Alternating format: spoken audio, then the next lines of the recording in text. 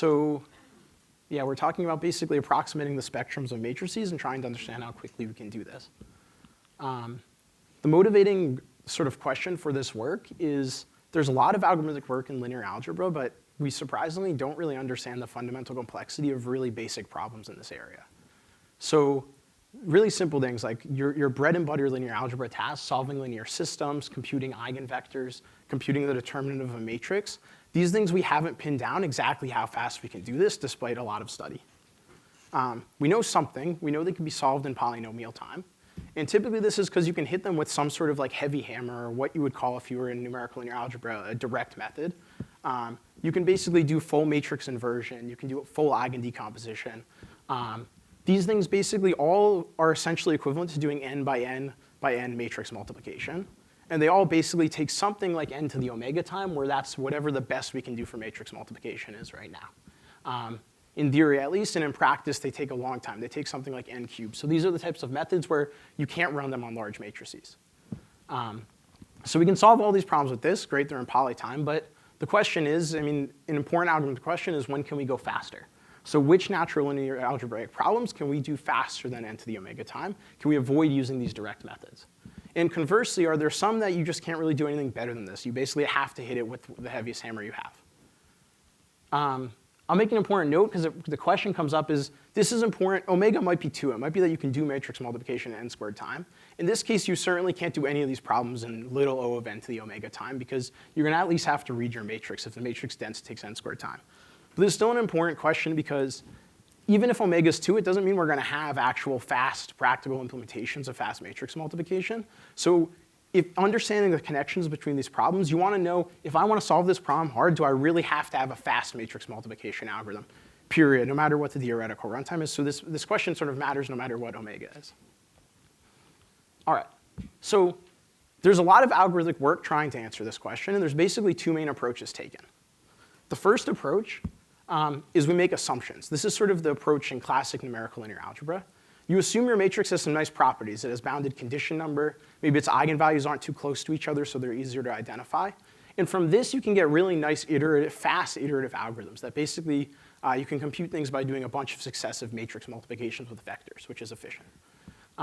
Typically, they're approximation algorithms, but they're very accurate. So usually they have linear convergence. They have some sort of like log 1 over epsilon on some appropriately defined epsilon of how close you are to your actual solution.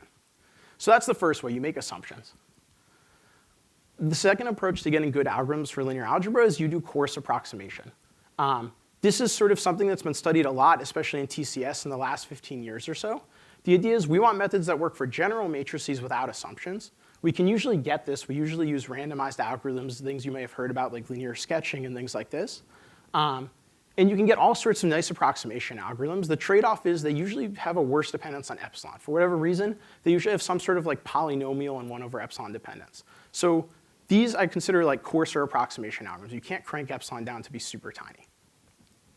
OK, so that's our approach for doing fast linear algebra. A sort of interesting thing is there's just basically nothing beyond this. I actually don't know any linear algebraic algorithm for doing something non-trivial that basically like works with high accuracy. And by that, I mean like at least log 1 over epsilon dependence or some sort of good accuracy. Works for general matrices without assumptions and doesn't just like reduce to doing n by n by n matrix multiplication. There's pretty much absolutely nothing known. And so what we're trying to understand is like, why is this the case? Is it really that if we want high accuracy and we want general algorithms, we just like have to multiply n by n matrices? OK, so there's been some work on trying to answer this question using lower bounds, but there hasn't been a lot of work on it. I'll mention one nice result is by Bauer and Strassen, which basically shows that the determinant, which is like a pretty simple linear algebraic problem that we don't understand the complexity of. If I have an arithmetic circuit for computing this, I can transform this into an arithmetic circuit of the same size for doing matrix multiplication. So this is in some sense like a hardness result. At least in that circuit complexity model, determinant is hard as matrix multiplication. But there's no reduction, and there's really very little known under like uniform models of computation. There's also sort of emerging work on doing reductions between various linear algebraic problems. Like there's some nice work recently by King and Zhang on solving certain linear systems to each other. There's some work by Backers et al. On certain learning problems which are very related to linear algebraic problems. And we have some work on sort of hardness of low-rank approximation. But all these problems sort of trying to show that specific problems reduced to each other are like hard compared to some other specific problems. They don't really get at this key question that I'm asking, which is just like what things actually reduce to matrix multiplication itself, the sort of like canonical like n-cube time algorithm in linear algebra. Okay, so in this work, what do we do? Well, the first thing we do is we give fast approximation algorithms for a lot of like really simple tasks that previously the only known thing to do was to compute a full SVD. So this is basically spectral summarization or like spectral moment tasks, like things like computing the trace norm of a matrix or the SVD entropy. And then what we do is we contrast these algorithms with lower bounds. We show that if you want to make our algorithms more accurate, like you want to get this poly epsilon down to like a better poly epsilon, say, or a log 1 over epsilon, then basically you have to be solving you have to be doing fast matrix multiplication. And so in some sense, I'll explain exactly what the reductions are in a bit. In some sense, we show that these problems are sort of as hard as matrix multiplication if you want highly accurate algorithms for general matrices. And our bounds extend to a lot of natural problems like determinant, trace inverse, computing all the effective resistances in a graph. We show that if you want to do all of these things accurately, you have to basically be doing matrix full-on n by n by n matrix multiplication. Okay, so specifically, what's the question we ask? I give you a matrix. It's n by n. You can think about it as symmetric if you want. And we want to approximate its singular value spectrum. These are basically, the singular values are basically the magnitudes of the eigenvalues. And they tell you a lot about the structure of the matrix, its information content, its rank, things like this. But we don't want to perform a full SVD. If we did a full singular value decomposition, we get all of these at least to super high accuracy, and then we can look at them. We don't want to do that. Our algorithmic contribution is we show instead that we can just compute a histogram of the spectrum. Approximately. So we basically bucket the singular values into buckets, and we estimate the number in each range. And then we show some applications of this histogram approach. Specifically, as I said, we use it to compute like a bunch of matrix norms or sort of like spectral moments. I'm going to give you a couple examples of the runtimes we give. So for example, for nuclear norm is, or trace norm, or Shannon-1 norm, it has many names. It's just the sum of the singular values of your matrix. If your matrix was PSD, it's the trace, so it's hard when your matrix is not PSD. Previously, no known algorithms except compute the SVD and just add up the singular values. We give something running in like n to the 2.18 time, which is faster than the fastest known matrix multiplication algorithm. We have some poly epsilon dependence. Even if that algorithm uses fast matrix multiplication, whatever the fastest we know now, which is like 2.37 or whatever, even if we don't use fast matrix multiplication, we get something that's like slightly faster than the best known matrix multiplication algorithm.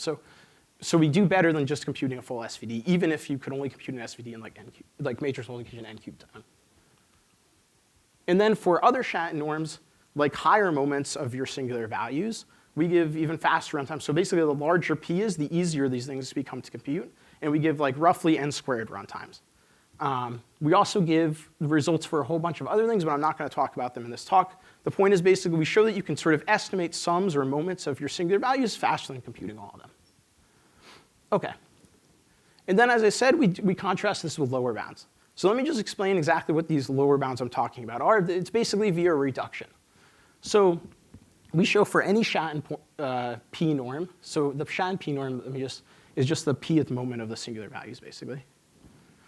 For any Shannon p norm where p doesn't equal 2, when p equals 2, this is the Frobenius norm, so it's trivial to compute. You just add up the entries in the matrix squared. And a whole bunch of other things that are important linear algebraic problems like trace inverse, determinant, log determinant, which is a sum of the logs of the singular values, all pairs of effective resistances for a graph. These things are as hard as matrix multiplication in this sense. So if I have an n gamma epsilon to the negative c time algorithm for them, even for easy matrices, and by easy matrices I mean like these reductions even work if the matrix is like a well-conditioned graph Laplacian, which I can like solve linear systems in really easily. Like we know a lot about graph Laplacians.